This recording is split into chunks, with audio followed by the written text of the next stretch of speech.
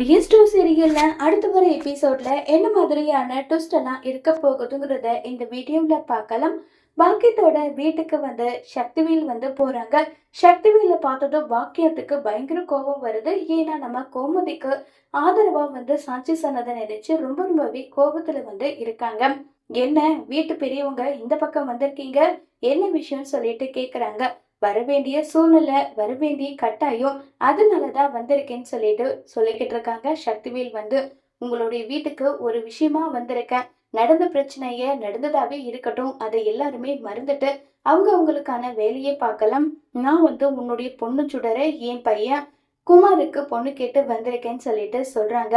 இத கேட்டதும் பாக்கியத்துக்கு பயங்கரமா ஷாக்கிங் ஆகுது. என்ன சொல்றீங்க?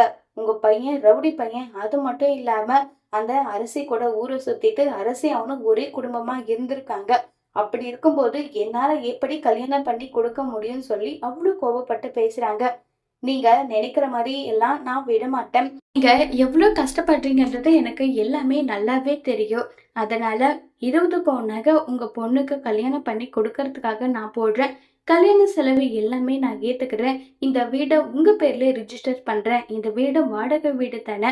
வாடகை கூட கொடுக்க முடியாம கஷ்டப்படுறீங்கன்னு நான் கேள்விப்பட்டேன்.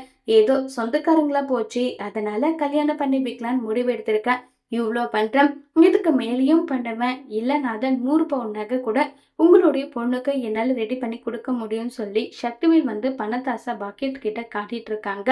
இதை கேட்ட பாக்கியமும் நான் யோசிச்சு சொல்றேன்னு சொல்லிட்டு சக்திவேல அங்கிருந்து அனுப்பிடுறாங்க. உடனே மயில் வந்து, மா அவங்க குடும்பம் எப்படிப்பட்ட குடும்பம் தெரியுமா? குமாரு சரியான ரவுடி பையன். அவனுக்கு நம்ம தங்கச்சி சுடரை கல்யாணம் பண்ணி வைக்கணுமான்னு சொல்லி கேக்குறாங்க. போதும் வாயை மூடு, அவ ஏன் பொண்ணு, அவ வாழ்க்கை முடிவு பண்ண எனக்கு தெரியும்.